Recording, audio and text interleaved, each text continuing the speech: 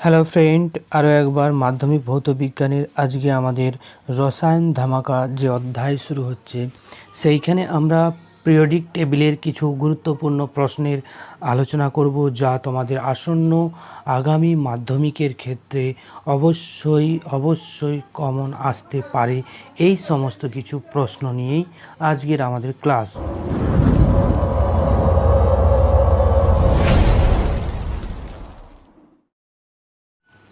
তো প্রথমে আমাদের যে প্রশ্ন দেওয়া আছে সেই প্রশ্নটা দেখো, তোমাদের স্ক্রিনে দেওয়া আছে যে ডোবেনেয়ারের ত্রয়ী সূত্রটা কি, আর ক্লোরিন, ব্রোমিন, আয়োডিন এবং ফ্লোরিনকে তাদের জারণ ক্ষমতা ঊর্ধ্বক্রমে সাজাতে বলেছে। ডোবেনেয়ারের ত্রয়ী সূত্রতে বলা হয়েছে যে রাসায়নিক ধর্মের সাদৃশ্য বর্তমান।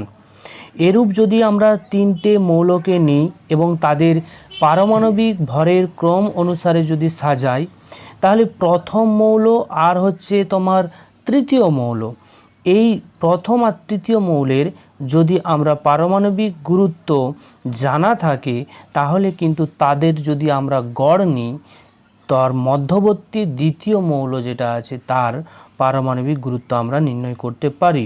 এটাই হচ্ছে ডোবেনেয়ারের ত্রয়ী সূত্র। তো অবশ্যই এখানে যেটা মাথায় রাখতে হবে যে রাসায়নিক ধর্মের সাদৃশ্য থাকতে হবে,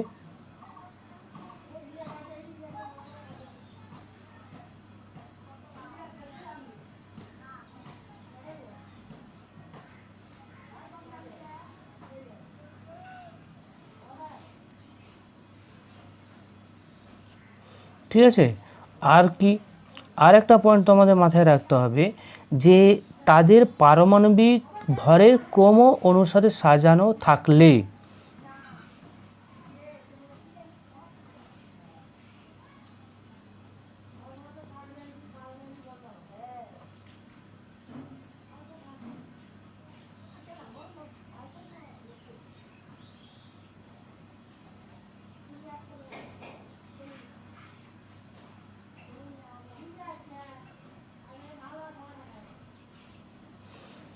তাহলে এই দুটো পয়েন্টকে তোমরা মাথায় রাখবে, তাহলে তোমরা সূত্রটি বলতে তোমাদের ক্ষেত্রে সুবিধা হয়ে যাবে। আর আমরা উদাহরণ হিসেবে যদি ধরি, বেরিলিয়াম ধরলাম, পরপর পারমাণবিক ভর সংখ্যা অনুযায়ী তাদের সাজানো, ম্যাগনেসিয়াম আর ক্যালসিয়াম, ঠিক আছে। তো এদেরকে আমরা 1 2 করে যদি দেখি, 1 2 আর এটা হচ্ছে 3। তো বেরিলিয়ামের তোমার পারমাণবিক যে পারমাণবিক ভর হচ্ছে 4, ক্যালসিয়ামের পারমাণবিক ভর 40। আমরা গড় নিই, ঠিক আছে, এদের যদি গড় নিই তাহলে গড় নিলে কি হবে, 4 + 40, তাকে আমরা 2 দিয়ে ভাগ করব, তাহলে গড় আসবে সমান, দেখবে তোমরা এটা হয়ে যাবে 44-এর 2, যেটার মান হয়ে যাবে 22। অর্থাৎ 22 কিন্তু পারমাণবিক ভর ম্যাগনেসিয়ামের হবে 22, ঠিক আছে।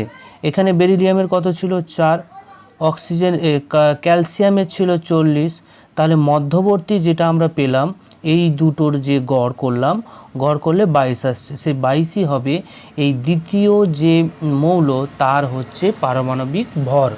তো এটাই ছিল আমাদের ডোবেনেয়ারের ত্রয়ী সূত্র। এরপর দ্বিতীয় যে পার্টে প্রশ্নটা দেওয়া আছে যে ক্লোরিন, ব্রোমিন, আয়োডিন, ফ্লোরিন এদের জারণ ক্ষমতা অনুসারে সাজাতে বলেছে, ঠিক আছে। তো জারণ ক্ষমতাটা কি সেটা আগে আমাদের জেনে নিতে হবে।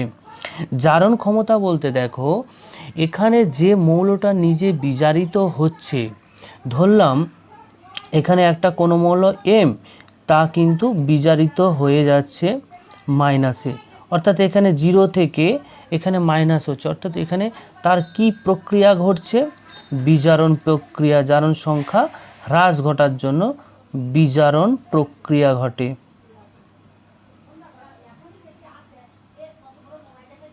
ঠিক আছে। ঠিক একই রকমভাবে যদি আমরা একটা এন ধরি, তার জারণ সংখ্যা 0 ছিল, সেইখান থেকে সে এন প্লাস হচ্ছে, অর্থাৎ এখানে জারণ সংখ্যার বৃদ্ধি ঘটছে। আর জারণ সংখ্যার বৃদ্ধি ঘটলে সেই প্রক্রিয়াটাকে আমরা কি বলি?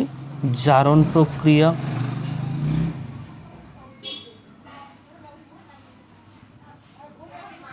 ঠিক আছে, এবারে এম আর এন পরস্পর যদি কোনো বিক্রিয়ায় অংশগ্রহণ করে, জারণ বিজারণ বিক্রিয়ায়, সেই ক্ষেত্রে আমরা দেখব যেটা হচ্ছে জারণ প্রক্রিয়া ঘটছে, অর্থাৎ 0 থেকে +1 অর্থাৎ জারণ সংখ্যার বৃদ্ধি ঘটছে, সেইটা কিন্তু জারণ হয়ে যাবে। আর যেটা হচ্ছে মাইনাস হবে সেইটা হয়ে যায় বিজারণ প্রক্রিয়া। তাহলে যে নিজে জারিত হয়, অপরকে বিজারিত করে, তার ক্ষমতাটা হবে বিজারণ ক্ষমতা। আর যে নিজে বিজারিত হবে, অপরকে জারিত করবে, তাকে বলবো আমরা তার জারণ ক্ষমতা। অর্থাৎ আমরা এখানে মনে রাখার জন্য বলে দিতে পারি,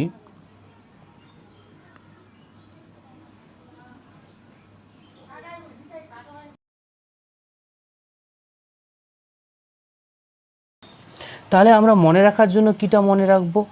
যে নিজে জারিত হয় কিন্তু অপরকে বিজারিত করে, তাহলে সে নিজে যা হচ্ছে সেটা তার ধর্ম না, অপরকে যেটা করছে সেটাই তার ধর্ম। অর্থাৎ অপরকে সে বিজারিত করছে, তাহলে তার বিজারণ ধর্ম। আর যদি অপরকে সে জারিত করে, তখন তার জারণ ধর্ম। ঠিক আছে, তাহলে এই ধর্ম অনুযায়ী হ্যালোজেনকে যদি আমরা সাজাই, সেই ক্ষেত্রে দেখবে কার হচ্ছে জারণ বা বিজারণ প্রক্রিয়া বেশি হয়, তার উপর নির্ভর করে আমরা এই ধর্মটা ব্যাখ্যা করব। দেখো, ফ্লোরিন F- হওয়ার প্রবণতা অনেক বেশি, তাই এ নিজে কিন্তু বিজারিত হয় কিন্তু অপরকে জারিত করে। ঠিক আছে, তাহলে ফ্লোরিনের জারণ ক্ষমতা বেশি হবে, তারপর হবে ক্লোরিন, তারপর হবে ব্রোমিন, তারপর হবে আয়োডিন। অর্থাৎ আমরা আয়োডিনের ক্ষেত্রে দেখব নিজে কিন্তু জারিত হয়, অপরকে বিজারিত করে, তাই তার বিজারণ ধর্ম বেশি হবে। ঠিক আছে, অর্থাৎ আমরা বিজারক হিসেবে কাজ করে এটাও বলতে পারি। আর ফ্লোরিনের ক্ষেত্রে নিজে কিন্তু বিজারিত হবে, অপরকে জারিত করবে, অর্থাৎ এটা জারক হিসেবে কাজ করে বা জারণ ধর্ম বা জারণ ক্ষমতা দেখায়। এটাই হচ্ছে তোমাদের উত্তর। তোমাদের তো 1 নম্বরে থাকবে, তাই এই উত্তরটা দিলেই হবে। বাকি যে সমস্ত কথাগুলো বললাম সেটা তোমাদের মনে রাখার জন্য। দ্বিতীয় যে প্রশ্নটা তোমাদের স্ক্রিনে আছে, দেখো, যে বলেছে মেন্ডেলিফের পর্যায় সূত্রটি বিবৃত করো এবং মেন্ডেলিফের পর্যায় সূত্রের সংশোধিত রূপটি লেখো। ঠিক আছে, তাহলে এটা আমরা কিন্তু বই থেকেও পাবো, কিন্তু আরও একবার জিনিসটাকে তোমাদের রিমাইন্ড করে দিচ্ছি। তো মেন্ডেলিফের পর্যায় সূত্রটা কি? যে বিভিন্ন মৌলের ভৌত এবং তাদের যে রাসায়নিক ধর্ম, সেই রাসায়নিক ধর্মের পরিবর্তন কিন্তু তাদের পারমাণবিক গুরুত্ব, আবারও বলছি পারমাণবিক ভর বা পারমাণবিক গুরুত্ব, এর বিষয়ের ওপরই নির্ভরশীল কিন্তু। হ্যাঁ, তাহলে আমরা কি বলবো? যে ভৌত বা রাসায়নিক ধর্মগুলো তাদের পারমাণবিক যে গুরুত্ব বা পারমাণবিক ভর বৃদ্ধির সাথে সাথে কিন্তু পর্যায়ক্রমিক পুনরাবৃত্তি ঘটে। এটাই হচ্ছে মেন্ডেলিফের পর্যায় সূত্র। তো মেন্ডেলিফের পর্যায় সূত্র প্রাথমিক অবস্থাতে কিন্তু পারমাণবিক গুরুত্বের উপর নির্ভর করে করা হয়েছিল। এবং তার সাথে সাথে তোমাদের আরও কয়েকটা জিনিস বলে দিই, যে মেন্ডেলিফের পর্যায় সারণীতে মোট যে পর্যায় সংখ্যা জেনে রাখার জন্য বলছি, এটা কিন্তু তোমাদের লিখতে হবে না। পর্যায় সংখ্যা কিন্তু মোট 7টি পর্যায় ছিল। কটি পর্যায়? মোট 7টি পর্যায়।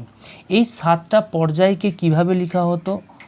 1, 2, 3, 4, 5, 6, 7 এইভাবে কিন্তু তাদের পর্যায় সংখ্যাগুলোকে লেখা হয়। আর পর্যায়গুলো কোন দিক বরাবর অবস্থান করে? পর্যায়গুলো দেখবে পিরিয়ডিক যে টেবিল, সেই পিরিয়ডিক টেবিলের হচ্ছে বাম দিক থেকে ডান দিক বরাবর কিন্তু পর্যায়গুলো অবস্থান করে, অর্থাৎ লেফট সাইড থেকে রাইট সাইড, যেটা হচ্ছে ভূমির সঙ্গে অনুভূমিক থাকবে। ওকে, আর শ্রেণীর সংখ্যা কটা ছিল? শ্রেণী সংখ্যার ক্ষেত্রে দু প্রকারের হতে পারে। কেমন দেখো, মানে দুবার তো হয়েছে, যার জন্য দুবার বলছি আমি। কীরকম? প্রথমে কিন্তু 8টি শ্রেণী ছিল, ঠিক আছে, 8টি শ্রেণী। তো পরবর্তীকালে যখন নিষ্ক্রিয় গ্যাসের আবিষ্কার হয় তখন সেই শ্রেণীটা হয়ে যায় 9টি শ্রেণীতে রূপান্তরিত হয়।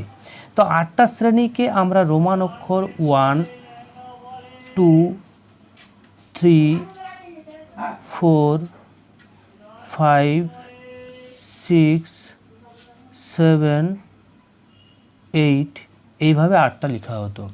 আর নিষ্ক্রিয় গ্যাস যখনই আবিষ্কার হয়ে গেল তখন কিন্তু একটা শ্রেণী বেড়ে যায়, যেটা হবে 0 শ্রেণী বা 0 শ্রেণী।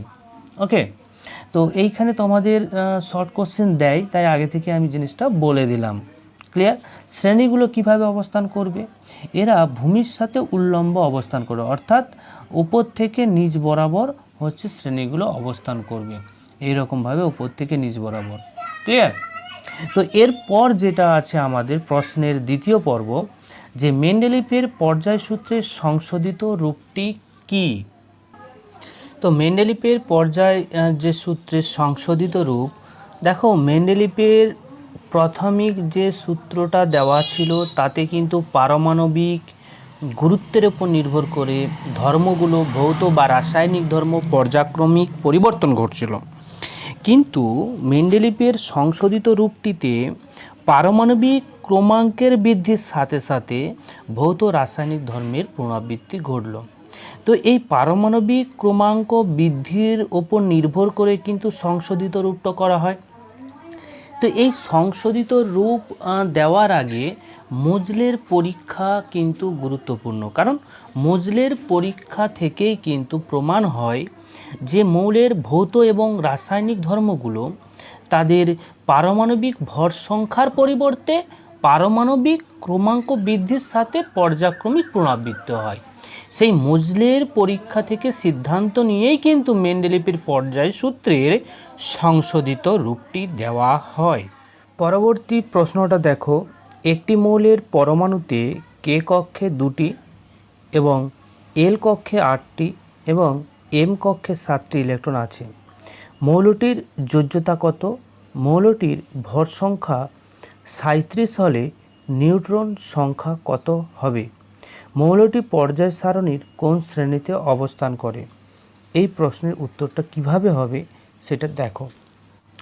প্রশ্নানুসারে মৌলটির যে সর্ববহিস্তম কক্ষপথ, সেই কক্ষপথের ইলেকট্রন বিন্যাসটা দেওয়া আছে, যে কে কক্ষপথে 2টি, এল কক্ষপথে 8টি আর হচ্ছে এম কক্ষপথে 7টি। অর্থাৎ সর্বতম বহিস্থ যে কক্ষপথ, ঠিক আছে, সেই কক্ষপথটা হচ্ছে এম কক্ষ, হচ্ছে সর্ববহিস্তম কক্ষপথ। তাহলে সর্ববহিস্তম কক্ষপথের ইলেকট্রন বিন্যাসটা কত হবে? 7। অর্থাৎ শেষতম কক্ষপথে 7টি ইলেকট্রন বর্তমান থাকবে।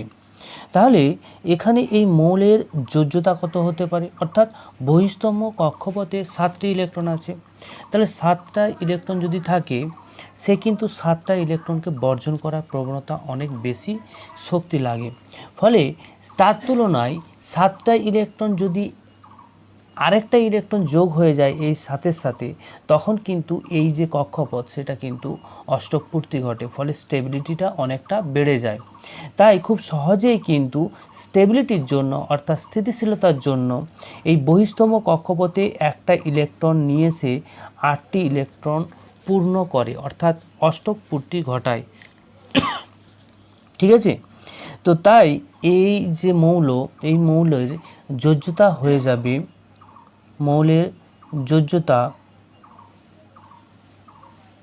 যোজ্যতাটা কিন্তু 1 হবে। মৌলটার যোজ্যতা কত হবে? 1 হবে। এরপরে যে প্রশ্নটা দেওয়া আছে দেখো, যে নিউট্রন সংখ্যা নির্ণয় করতে বলেছে। তাহলে মৌলটির যে মোট প্রোটন সংখ্যা কটি বা মোট ইলেকট্রন সংখ্যা,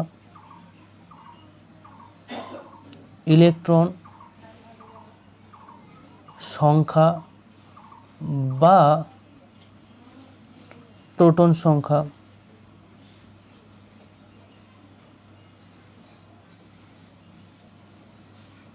সেই সংখ্যা কিন্তু টোটাল হচ্ছে 17টি। ঠিক আছে, আর ভর সংখ্যা এখানে দেওয়া আছে, ভর সংখ্যা 37 দেওয়া আছে। এবার দেখো আমাদের যেটা বলেছে নিউটন সংখ্যা বের করতে, তো আমরা নিউটন সংখ্যা বের করতে পারবো। নিউটন সংখ্যা সমান হয়ে যাবে ভর সংখ্যা থেকে যদি আমরা প্রোটন সংখ্যা বা ইলেকট্রন সংখ্যাকে বিয়োগ করে দিই,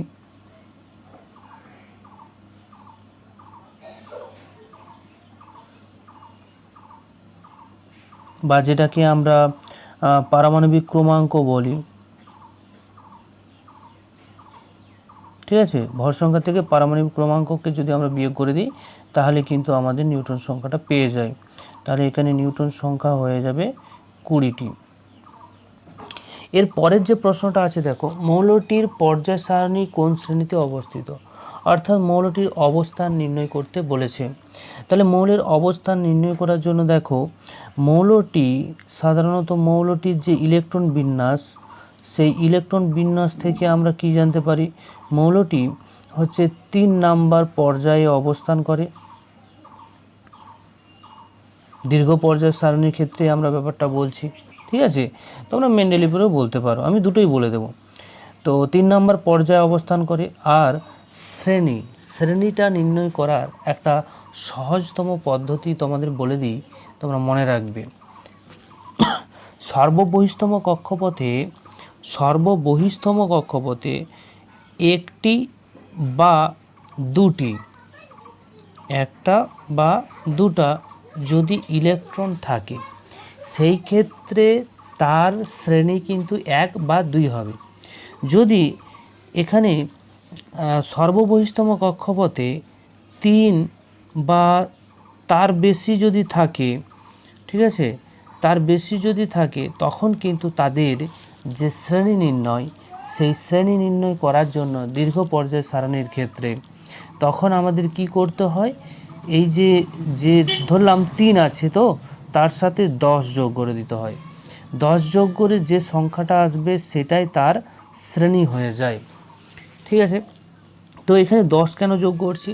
10 যোগ করার কারণ হচ্ছে, দেখো 3 থেকে একদম 12 পর্যন্ত যে শ্রেণীগুলো আছে সেগুলোতে সবকটাতেই সন্ধিগত মৌল অবস্থান করে, যার জন্য 10-এর পার্থক্য ভেতরে রয়ে যায়, তাই 10 আমরা যোগ করে দেব। ঠিক একই রকম ক্ষেত্রে আমরা এটার ক্ষেত্রেও যদি আমরা দেখি, সর্ববহিস্তম কক্ষপথে 7টি আছে, তার সাথে 10 যোগ করে দিলে আমাদের 17 আসে। তাহলে সেই 17 নাম্বার শ্রেণীতে অবস্থান করে। এই সবকটা কিন্তু দীর্ঘ পর্যায় সারণীতে। এবারে তো আমাদের যদি প্রশ্ন হয় যে মেন্ডেলিভের পর্যায় সারণীতে কত, সেই ক্ষেত্রে মেন্ডেলিভের পর্যায় সারণীর ক্ষেত্রে দেখো 17 নাম্বার শ্রেণী বলতে মেন্ডেলিভের ক্ষেত্রে কিন্তু সেটা হয়ে যাবে 7-এর বি শ্রেণী। ঠিক আছে, তো এইভাবে কিন্তু অবস্থান আমরা নির্ণয় করতে পারি। পরবর্তী প্রশ্নটি তোমাদের স্ক্রিনে দেওয়া আছে, দেখো বলে দেওয়া আছে যে এক্স, ওয়াই এবং জেড এই 3টে মৌলগুলির পারমাণবিক সংখ্যা যথাক্রমে 7, 10, 11। তো প্রথম প্রশ্ন এখান থেকে বলেছে যে দীর্ঘ পর্যায় সারণীতে ওয়াই মৌলটির অবস্থান কোন শ্রেণীতে, এবং 2 নম্বরে দেওয়া আছে এদের মধ্যে কোনটি অপরা তড়িৎধর্মী সবচেয়ে বেশি তা নির্ণয় করতে। আশা করি প্রশ্নটা তোমরা মন দিয়ে দেখেছো। এবারে আমরা উত্তরটা করি। প্রথমে আমরা কি করব, দেখো যেটা আমাদের দেওয়া আছে এক্সের পারমাণবিক ক্রমাঙ্ক 7, তার উপর বেশ করে তার ইলেকট্রন যে বিন্যাসটা, কে কক্ষপথে 2টি থাকবে আর এল কক্ষপথে 2টি। পরবর্তী দেখো ওয়াই, তার পারমাণবিক ক্রমাঙ্ক 10, এর ইলেকট্রন বিন্যাস যদি দেখি তাহলে কে কক্ষপথে 2টি আর এল কক্ষপথে হয়ে যাবে 8টি। ওকে, তারপরে দেখো জেডের যে পারমাণবিক ক্রমাঙ্ক তা দেওয়া আছে 11, তাহলে এর ইলেকট্রন বিন্যাস যদি আমরা দেখি, তাহলে কে কক্ষপথে দেখব আমরা দুটি থাকবে, এল কক্ষপথে থাকবে 8টি, আর অবশিষ্ট একটি এম কক্ষপথে অবস্থান করবে। ঠিক আছে, তাহলে আমরা এদের ইলেকট্রন বিন্যাসটা প্রথমেই লিখে নেব। তারপর 1 নাম্বার যে প্রশ্ন দেওয়া আছে সেখানে বলে দেওয়া আছে যে ওয়াই মৌলটির অবস্থান, অর্থাৎ এই ওয়াই মৌলটি কোথায় অবস্থান করবে। তো ওয়াই মৌলটির অবস্থান নির্ণয়ের জন্য আমরা কিন্তু যে কোনো সারণী ব্যবহার করতে পারি, সেটা মেন্ডেলিভেরও ব্যবহার করতে পারি, আবার দীর্ঘ পর্যায় সারণীও ব্যবহার করতে পারি। তোমরা সবসময় চাইবে যদি কোনো উল্লেখ করে দেওয়া না থাকে দীর্ঘ পর্যায় সারণীতে নির্ণয় করার।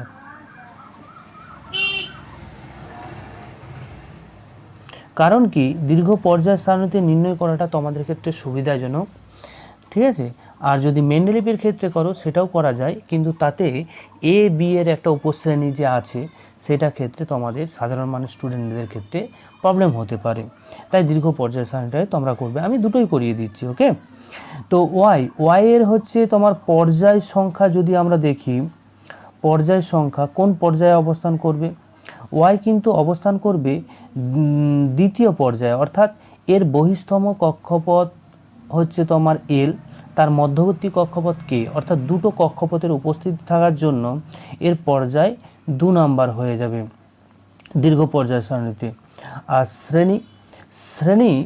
শ্রেণীটা হয়ে যাবে, দেখো এর বহিস্থম যে কক্ষপথ, বহিস্থম কক্ষপথে ইলেকট্রন সংখ্যা কটা আছে, 8টি আছে, অর্থাৎ এটা 1 বা 2 নয়, তার বেশি, 3-এর বেশি। ঠিক আছে, 3 বা 3-এর বেশি হচ্ছে, এখানে তো 3 নয়, এটা 8 হয়ে যাচ্ছে। তাহলে 8-এর সাথে তোমরা কি করবে, 10 যোগ করে দেবে। 10 যোগ করে দিলে দেখবে 18 নম্বর শ্রেণী চলে আসে দীর্ঘ পর্যায় সারণীতে। ওকে, যদি তোমরা মনে করো যে না আমরা মেন্ডেলিভের পর্যায় সারণীতে করব,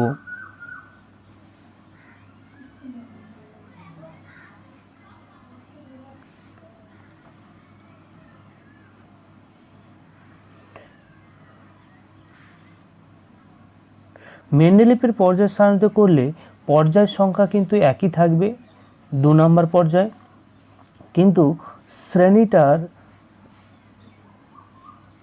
একটু অন্যরকমভাবে লেখা হয়, রোমান অক্ষর দিয়ে লেখা হবে। 18 নম্বর শ্রেণী বলতে এখানে 0 শ্রেণী বলা হয়। ঠিক আছে, বা নোবেল গ্যাস শ্রেণী বলতে পারি আমরা, অর্থাৎ এই যে ওয়াই এটা কিন্তু নিষ্ক্রিয় একটা গ্যাস, নোবেল গ্যাস। ক্লিয়ার হলো? এবারে দ্বিতীয় যে প্রশ্নর উত্তরটা আমাদের দিতে হবে, যে বলেছে এই 3টে মৌলের মধ্যে কার অপরা তড়িৎধর্মিতা সবচেয়ে বেশি। আগে বলে দিই যে অপরা তড়িৎধর্মিতা বলতে কি বোঝায়। অপরা তড়িৎধর্মিতা, অপরা তড়িৎধর্মিতাকে আমরা বলতে পারি তড়িৎ ঋণাত্মকতা। তড়িৎ ঋণাত্মকতাটাই হচ্ছে অপরা তড়িৎধর্মিতা। অনেকে জানে না হয়তো, তো এই জিনিসটা ভালো করে তোমরা একটু মনে রাখবে। অপরা তড়িৎধর্মিতা যেখানে থাকবে সেটা তড়িৎ ঋণাত্মকতা হবে, অর্থাৎ ইলেকট্রোনেগেটিভিটি।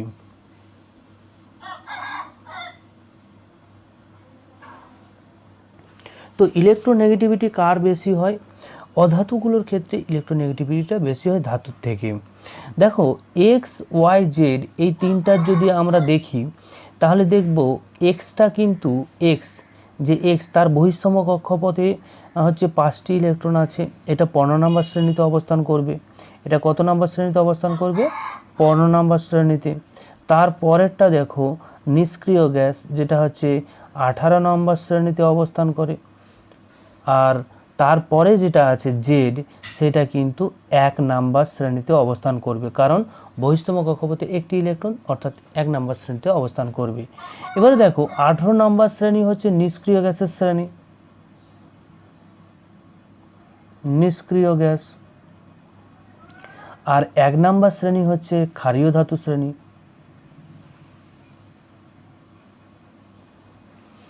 আর 15 নাম্বার হচ্ছে অধাতু শ্রেণী, বা যেটাকে আমরা বলে দেব তোমার 15 নাম্বার শ্রেণী হচ্ছে তোমার ফসফরাস ফসফরাস নাইট্রোজেন যে শ্রেণীতে অবস্থান করে অর্থাৎ নাইট্রোজেন ফ্যামিলির নিক্টোজেন শ্রেণী, নিক্টোজেন শ্রেণী। তো এখানে 15 নম্বর শ্রেণী অর্থাৎ এক্সের হচ্ছে তড়িৎ ঋণাত্মকতা অনেকটাই হচ্ছে বেশি হবে অন্যান্যগুলোর তুলনায়, তাই এক্সের অপরা তড়িৎধর্মিতা সব থেকে বেশি হবে এক্স। ক্লিয়ার হলো? তাহলে এই প্রশ্নটা আশা করি তোমরা বুঝতে পারলে। দেখো আমরা প্রশ্নের সাথে সাথে তার পার্শ্ববর্তী যে সমস্ত কোশ্চেনগুলো হয় ওই প্রশ্নটাকে কেন্দ্র করে বা কী কী হতে পারে সেইগুলো সবকটাই কিন্তু আমরা জেনে যাচ্ছি, তাই তাড়াহুড়ো না করে পুরো ভিডিওটাই দেখবে। পরের যে প্রশ্নটা রয়েছে সেই প্রশ্নটা ভালো করে দেখবে। অনেকটা দীর্ঘ প্রশ্ন হলেও এই একটা প্রশ্নের মধ্য দিয়ে কিন্তু আমরা পুরো পিরিয়ডিক টেবিলের বিভিন্ন ধরনের কোশ্চেন করতে পারবো। তো প্রথমেই দেখো প্রশ্নটা এ বি সি তিনটি মৌলের পারমাণবিক ক্রমাঙ্ক যথাক্রমে Z+1 Z আর হচ্ছে Z+2। তো বি মৌলটি তৃতীয় পর্যায়ে শূন্য শ্রেণীতে অবস্থান করে। তো 1 নম্বর যে প্রশ্ন এ ও সি মৌল দুটি পর্যায় সারণীর কোন পর্যায়ে কোন শ্রেণীতে অবস্থান করে। দ্বিতীয়ত এ সি দ্বারা গঠিত যৌগের সংকেত কী। 3 নম্বর এদের মধ্যে কোন মৌলের বিজারণ ক্ষমতা সর্বোচ্চ হয়। 4 নম্বর এ ও সি মৌলের মধ্যে কোনটি ধাতু ও কোনটি অধাতু। 5 নম্বর দেখো এ ও সি যোজ্যতা লিখো। 6 নম্বর দেখো এ ও সি এর মধ্যে পারমাণবিক ব্যাসার্ধ কার বেশি। তো এই টোটাল প্রশ্নের উত্তরটা তোমরা করতে পারলে দেখবে পুরো পিরিয়ডিক টেবিলের যাবতীয় যা প্রশ্ন আছে তা কিন্তু তোমাদের সমস্যা সমাধান হয়ে যাবে। প্রশ্নানুসারে আমাদের বলে দেওয়া আছে যে বি মৌলটি 3 নম্বর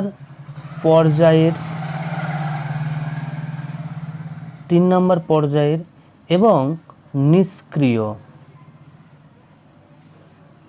নিষ্ক্রিয় মৌল। তাহলে দেখো 3 নম্বর পর্যায়ের যেহেতু নিষ্ক্রিয় মৌল, তাই আমরা এর যে জেডের মান অর্থাৎ পারমাণবিক যে ক্রমাঙ্ক তা কিন্তু 18 হবে, অর্থাৎ 18 বলতে এখানে আর্গন হয়।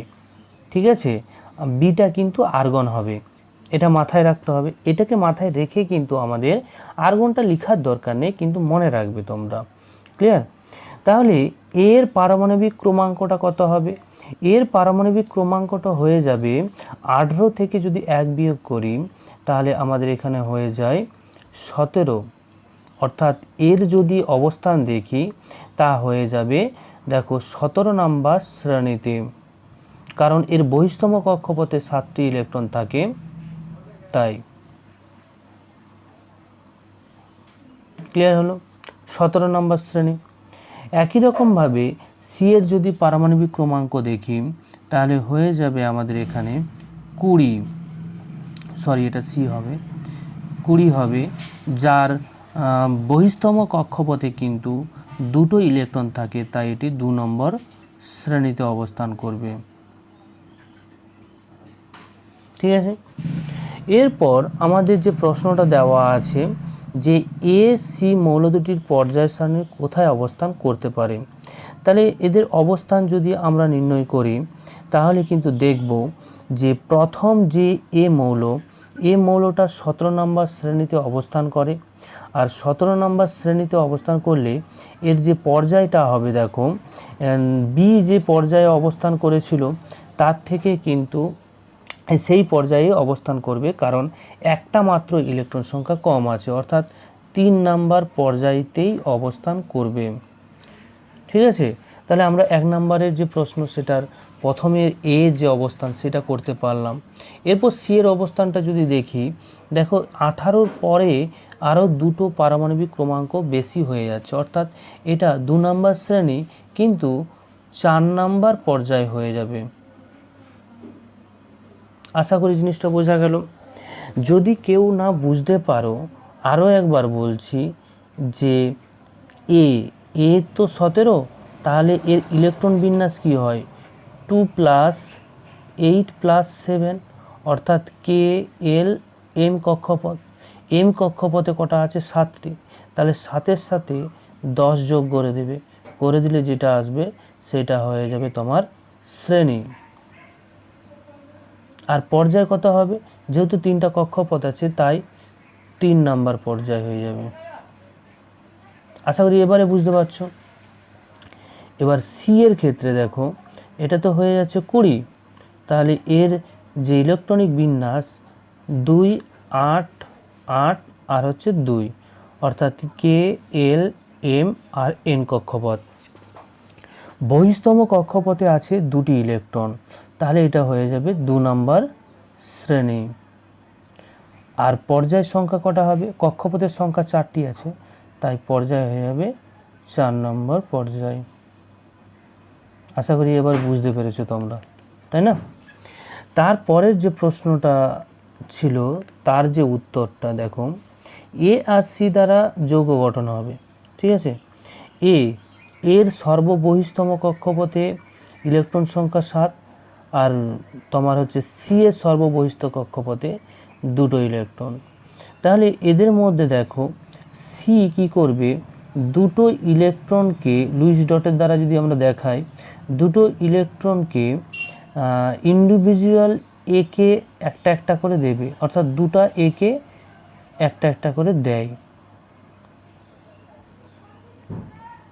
এটা লুইস ডটটা নিয়ে চলে আসছি কারণ বোঝাতে সুবিধা হয় বলে। এরপর কি হবে, এ মাইনাস হয়ে যায়, সি 2+ হয়ে যাবে, 2টো দেওয়ার জন্য কি 2+, আর হচ্ছে এ মাইনাস, অর্থাৎ এখানে সি A2 সংকেত বিশিষ্ট যৌগ উৎপন্ন হয়। এই যৌগটার প্রকৃতি যদি দেখি তাহলে আমরা এই যৌগটাকে তড়িৎযোজী যৌগ বলবো, তড়িৎযোজী যৌগ, ঠিক আছে। কারণ এখানে সি হচ্ছে ইলেকট্রন সম্পূর্ণরূপে দান করছে একটা একটা করে 2টো, আর একটা একটা করে এ ইলেকট্রন গ্রহণ করছে 2টো এ, ঠিক আছে, সম্পূর্ণরূপে, ফলে এটা তড়িৎযোজী বন্ধন হয়ে যায়। 3 নম্বর যে প্রশ্ন, সে 3 নম্বর প্রশ্নে বলে দেওয়া আছে যে তোমার এদের মধ্যে বিজারণ ক্ষমতা কার বেশি হবে। দেখো বিজারণ ক্ষমতা বেশি মানে আমরা আগের বারেই বলে এলাম আগের কোশ্চেনে, বিজারণ ক্ষমতা বেশি মানে জারণ হওয়ার প্রবণতা বেশি। তো এখানে সি মৌলের জারণ হওয়ার প্রবণতা বেশি, তো জারণ হওয়ার প্রবণতা বেশি বলে এর কিন্তু বিজারণ ক্ষমতা দেখাবে, ঠিক আছে, আর সব থেকে বেশি বিজারণ ক্ষমতা বিশিষ্ট হবে।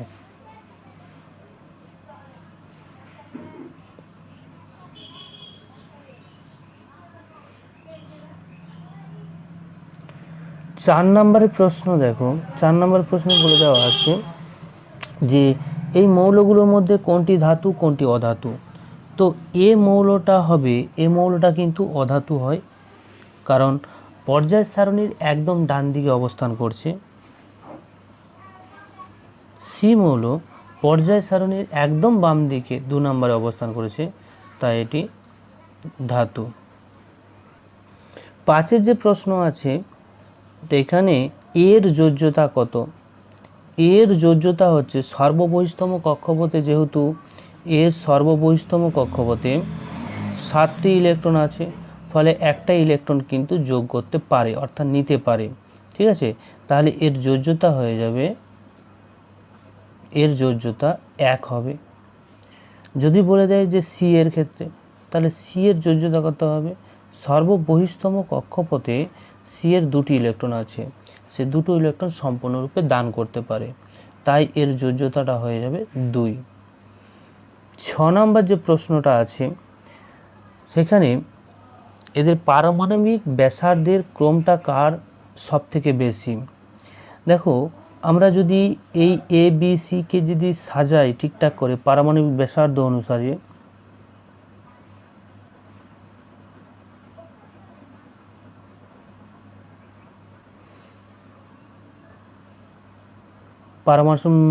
পারমাণবিক ব্যাসার্ধের ক্রম অনুযায়ী যদি সাজাই, তাহলে আমরা দেখব যে সিটা হচ্ছে সব থেকে বড় পারমাণবিক ব্যাসার্ধযুক্ত, কারণ তার কক্ষপথের সংখ্যা হচ্ছে 4টি। তারপরে আমাদের যেটা আসবে সেটা হচ্ছে তোমার এ, তারপর আসবে বি।